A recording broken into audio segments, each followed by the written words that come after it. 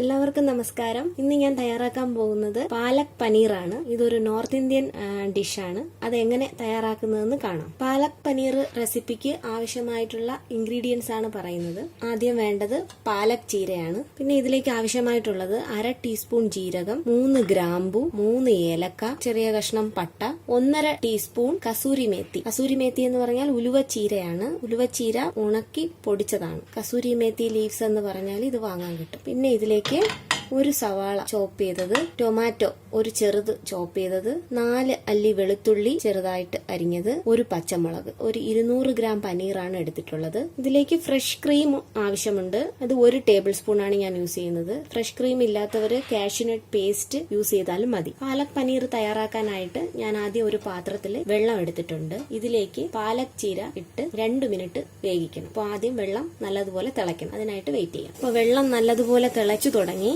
ഈ ടൈമില് ഈ പാലക് ചീര നമുക്ക് ഇതിലോട്ട് ഇട്ട് കൊടുക്കാം. ഇതൊരു 2 മിനിറ്റ് വേകണം. ഇപ്പോൾ 2 മിനിറ്റ് ആയിട്ടുണ്ട്. ഇനി നമുക്ക് ഇത് ഈ തിളച്ച വെള്ളത്തിൽ നിന്ന് മാറ്റാം. ഇത് മാറ്റിയിട്ട് ഞാനിവിടെ ഐസ് വാട്ടർ എടുത്തു വെച്ചിട്ടുണ്ട്. ഈ ഐസ് വാട്ടറിലോട്ട് ഇത് മാറ്റണം. ഇത് ഐസ് വാട്ടറിലോട്ട് മാറ്റണം എന്താണെന്ന് വെച്ചാൽ പച്ച കളറ് ആ ഗ്രീൻ കളറോട് കൂടി തന്നെ ഇരിക്കണം. അതിന് വേണ്ടിയിട്ടാണ്.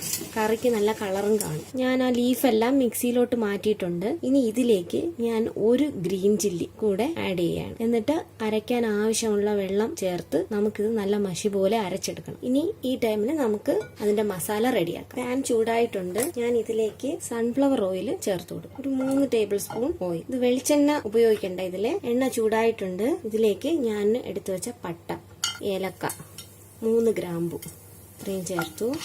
പിന്നെ ഇതിലേക്ക് 1/2 ടീസ്പൂൺ ജീരകം. ഇനി ഇതിലേക്ക് ചെറുതായിട്ട് അരിഞ്ഞു വെച്ചേക്കുന്ന വെളുത്തുള്ളി ഇത് ചേർത്ത് കൊടുക്കാം. 4 അല്ലി വെളുത്തുള്ളിയാണിത്. വെളുത്തുള്ളി ഒന്ന് മൂത്ത് വന്നിട്ടുണ്ട്. ഇപ്പൊ നമുക്ക് ഒരു സവാള ചെറുതായിട്ട് ചോപ്പ് ചെയ്ത്,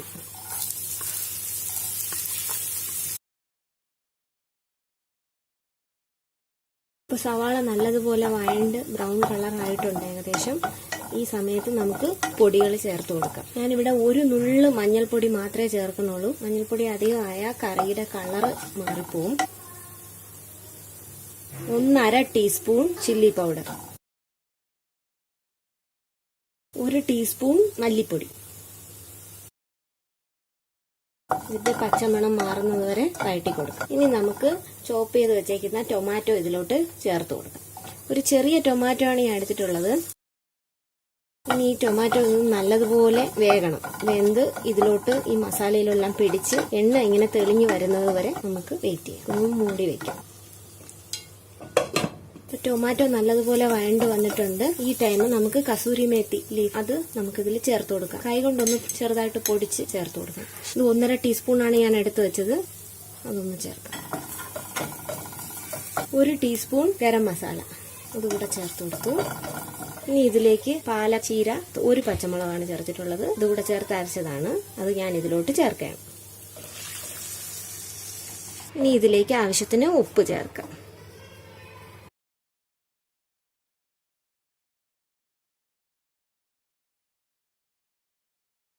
ഇത് തിളച്ച് വരണുണ്ട്. ഈ ടൈമിൽ 200 ഗ്രാം പനീറാണിത്. അതുകൂടെ ഞാൻ ഇതിലോട്ട് ചേർത്ത് കൊടുക്കും.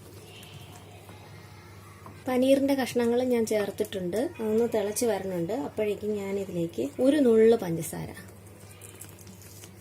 കൂടെ ചേർത്തു. ഈ ടൈം ഉപ്പെല്ലാം കറക്റ്റ് ആണോ എന്ന് നോക്കണം. എന്നിട്ട് മൂടി വെക്കാം 1 മിനിറ്റ്. എന്നിട്ട് നമുക്ക് തുറന്നു നോക്കാം.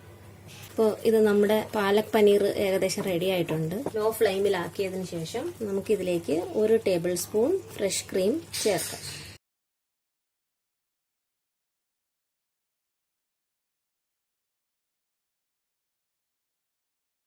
ഇത് വേണ്ടെങ്കിൽ കാഷ്യൂനട്ടിന്റെ പേസ്റ്റ് ചേർക്കാം. രണ്ടിലേതായാലും കുഴപ്പമില്ല. ഞാനിനി ഫ്ലെയിം ഓഫ് ചെയ്യാണ്. അങ്ങനെ വളരെ ടേസ്റ്റി ആയിട്ടുള്ള ഹെൽത്തി ആയിട്ടുള്ള ഒരു നോർത്ത് ഇന്ത്യൻ ഡിഷ് റെഡി ആയിട്ടുണ്ട്. അപ്പോൾ എല്ലാവരും പാലക് പനീറിന്റെ റെസിപ്പി വീട്ടിൽ ട്രൈ ചെയ്ത് നോക്കണം. ഇഷ്ടമായാൽ ലൈക്ക് ചെയ്യണം. എന്റെ ചാനൽ സബ്സ്ക്രൈബും ചെയ്യണം.